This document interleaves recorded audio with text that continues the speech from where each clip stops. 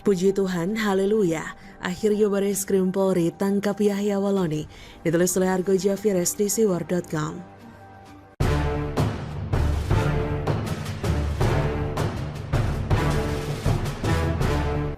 Akhirnya puji Tuhan, haleluya, setelah polisi menangkap Muhammad KC karena melakukan penistaan terhadap agama Islam, desakan masyarakat begitu deras mengalir agar polisi juga memberlakukan hal yang sama dengan menangkap Ustadz pembual Yahya Waloni.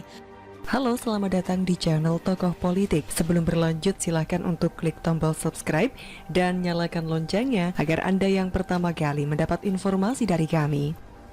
Tim Barreskrim Polri akhirnya menangkap manusia tukang tipu yang ngaku-ngaku dirinya sebagai mantan pendeta, mantan rektor Sekolah Tinggi Teologia, dan mantan rektor Universitas Kristen itu di persembunyiannya di kawasan Cibubur. Ingin saya katakan mampus, tapi tak boleh. Sebelumnya, Menteri Agama Yakut Khalil Qomas juga sudah meminta aparat kepolisian memproses hukum. Siapapun jika melakukan tindak pidana ujaran kebencian dan penghinaan terhadap simbol agama harus diproses hukum.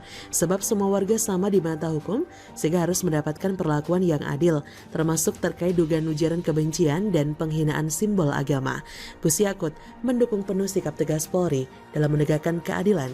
Ia meminta aparat penegak hukum melakukan penindakan hukum terhadap kasus penghinaan terhadap simbol agama tanpa memandang siapapun pelakunya. Kata Menak Yakut, jadi siapapun pelakunya dan dari agama apapun, semua penghina simbol agama harus diproses hukum. Kalau dia diduga menyampaikan ujaran kebencian dan penghinaan terhadap simbol agama, harus diproses hukum. Kata Menak Yakut. Ustadz pembual yang bernama Yahya Waloni sudah banyak dilaporin orang ke Barreskrim Polri. Salah satunya adalah komunitas masyarakat cinta pluralisme.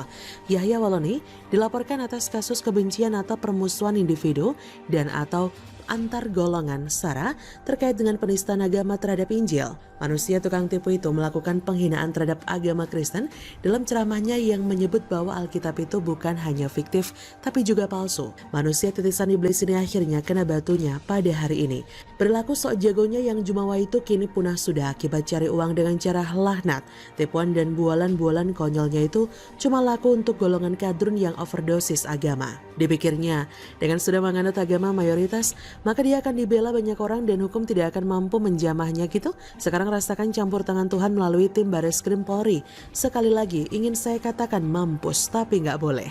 Dalam ceramah-ceramahnya, Waloni ini kerap menyerang kekristenan secara membabi buta dan serampangan. Ustadz pembual ini menyebut orang Kristen itu sesat, tolol, bebal, sinting, gila, mengong, dan kata-kata makian lainnya. Padahal dia itu lagi khotbah. Kalau orang beda pandangan dalam beragama itu adalah hal yang wajar, tapi kalau sudah menghujat, itu namanya perilaku keparat yang biadab. Memangnya kenapa dengan orang Kristen? Biarlah sesat, tolol, bebal, sinting, gila, mengong, dan lain sebagainya. Lalu apa urusanmu, wahai Ustadz pembual? Apakah dengan ceramah-ceramahmu itu lalu semua orang Kristen akan pindah agama? Ceramah-ceramahnya itu semacam Hitler saja, yang berpidato sebelum bantai orang Yahudi saja. Kalau pindah agama ya pindah aja, gak usah jelek-jelekan agama asal. Ngakunya mantan rektor, ternyata tukang tipu, pembual kelas kakap.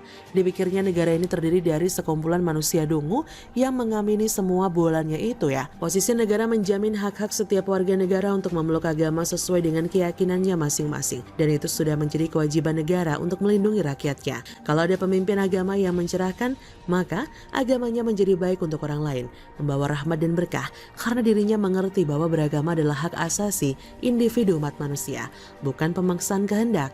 Agama adalah domain pribadi dan pilihan setiap orang, bukan urusan iblis. Untungnya, Ustadz pembual tukang teriak-teriak macam tukang jual obat itu sudah ditangkap polisi. At last but not least, ingin saya lagi katakan mampus, tapi tidak boleh. Sudah itu saja, kura-kura begitu. Bagaimana menurut Anda? Waloni ini kerap menyerang kekristenan secara membabi buta dan serampangan. Ustadz pembual ini menyebut orang Kristen itu sesat, tolol, bebal, sinting, gila, mengong, dan kata-kata makian lainnya. Padahal dia itu lagi khotbah. Kalau orang beda pandangan dalam beragama itu adalah hal yang wajar, tapi kalau sudah menghujat, itu namanya perilaku keparat yang biadab. Memangnya kenapa dengan orang Kristen? Biarlah sesat, tolol, bebal, sinting, gila, mengong, dan lain sebagainya. Lalu apa urusanmu, wahai Ustadz pembual? Apakah dengan ceramah-ceramahmu itu lalu semua orang Kristen akan pindah agama? Ceramah-ceramahnya itu semacam Hitler saja, yang berpidato sebelum bantai orang Yahudi saja. Kalau pindah agama ya pindah aja, gak usah jelek-jelekan agama asal. Ngakunya mantan rektor, ternyata tukang tipu, pembual kelas kakap. Dipikirnya negara ini terdiri dari sekumpulan manusia dungu yang mengamini semua bualannya itu ya. Posisi negara menjamin hak-hak setiap warga negara untuk memeluk agama sesuai dengan keyakinannya masing-masing. Dan itu sudah menjadi kewajiban negara untuk melindungi rakyatnya. Kalau ada pemimpin agama yang mencerahkan, maka agamanya menjadi baik untuk orang lain, membawa rahmat dan berkah karena dirinya mengerti bahwa beragama adalah hak asasi individu umat manusia, bukan pemaksaan kehendak. Agama adalah domain pribadi dan pilihan setiap orang, bukan urusan iblis. Untungnya, Ustadz pembual tukang teriak-teriak macam tukang jual obat itu sudah ditangkap polisi.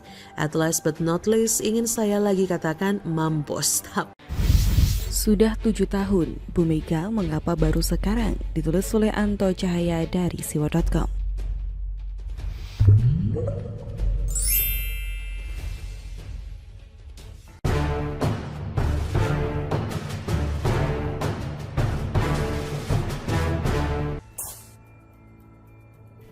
Tangisan Mega beberapa waktu yang telah lalu seketika menjadi pembicaraan hangat di tengah masyarakat dalam pernyataannya.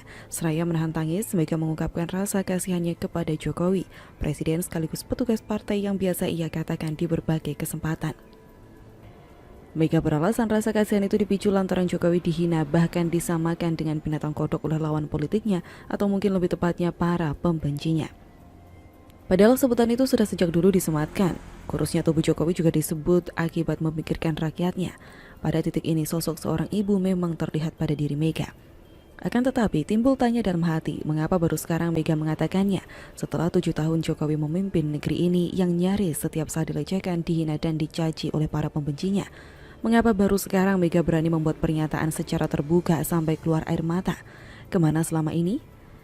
Padahal sebagian besar rakyat tahu selama menahkodai republik ini sudah tak terhitung banyaknya presiden kerap diperlakukan tidak manusiawi oleh banyak pihak. Dan Jokowi sama sekali tidak ambil pusing. Ia tetap tenang dan sabar, tak terpengaruh. Presiden tetap bekerja seperti biasa membangun negeri. Rakyat jauh lebih utama daripada mengurusi kumpulan sampah demokrasi. Sedang yang paling nyata terlihat mengcounter kelompok busuk itu para pendukung Jokowi. Pendukungnya setia mengawal sang presiden ketika narasi framing jahat, fitnah dan hoax membombardir dengan sadis dan brutal. Sementara para politisi koalisi pendukung Jokowi hanya diam 1000 bahasa, sama sekali tidak berbuat apa-apa. Bahkan sebatas mengecam tindakan yang melecehkan presiden pun tidak. Seakan tutup mata, tutup telinga. Barangkali akibat terbuai semilir AC di kursi singgasana, seolah membiarkan perilaku buruk yang datang dari sesama politisi, pengamat, tokoh publik, dan sebagian simpatisan oposisi berpesta pora menghantam kepala negara dengan membabi buta. Padahal jelas tindakan itu cara berpolitik yang sangat buruk untuk masyarakat Indonesia, terutama para generasi muda, sebab perilaku itu akan sangat mudah diduplikasi di masa yang akan datang. Dan seperti biasa mereka para pembenci itu selalu bersembunyi di balik kata demokrasi. Kata demokrasi seolah pintu gerbang kebebasan alasan pembenaran atas segala tindakan. Maka tak keliru jika sikap Megawati yang secara tiba-tiba tersebut dipahami oleh banyak pihak sebagai drama air mata jelang 2024. Dan yang menarik sampai saat ini tidak ada isyarat pernyataan Jokowi soal tangis Megawati tersebut. Dan yang terbaru Jokowi hanya sekali mengangguk saat Megawati menyampaikan rasa kasihan pada presiden dan tak takut dibully karena membela Jokowi. Hal itu disampaikan dalam acara pengarahan presiden kepada Purna Paskibraka Duta Pancasila Rabu 18 Agustus 2021. Setelahnya, Presiden justru agenda kerja keluar daerah, seolah tidak terjadi apa-apa, santai saja. Bagi Jokowi memang hal seperti itu tidak perlu ada pernyataan, melayani rakyatnya jauh lebih penting. Presiden Jokowi memang tipikal pemimpin yang tidak mau terjebak dengan hal-hal yang remeh-temeh. Pemilihan Presiden 2024 memang seksi mengingat incumbent tidak lagi berlaga lagi.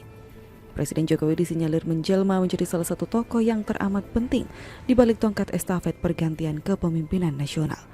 Maka tidak mengherankan tak sedikit para tokoh politik yang berusaha mendapat respek dari Presiden Jokowi, bahkan tak segan-segan berusaha mendekati.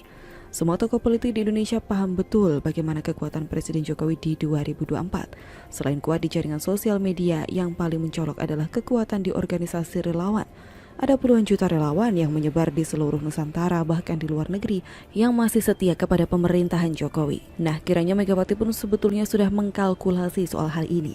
Meski bukan seorang ketua partai, tapi kekuatan Jokowi jauh melebihi dari mereka. Ada rasa khawatir juga dalam diri Mega mengingat sebelumnya cukup banyak serangan ke Jokowi dari para kader PDIP sendiri. Dan yang menarik, balasan Jokowi justru bikin Mega dan PDIP ketar-ketir. Semiotika politik Jokowi dalam mensikapi manuver para kader PDIP terbilang lembut tapi maut. Kemunculan Gibran dengan mengunggah foto bersama Ganjar Pranowo dan Erlangga Hartarto adalah salah satu jawaban yang lumayan bikin PDIP harus berpikir ulang. Cara mereka terbilang tidak mempan dalam mengirimkan sinyal-sinyal politiknya. Bergaining power mereka tidak cukup kuat untuk mengintervensi seorang Jokowi.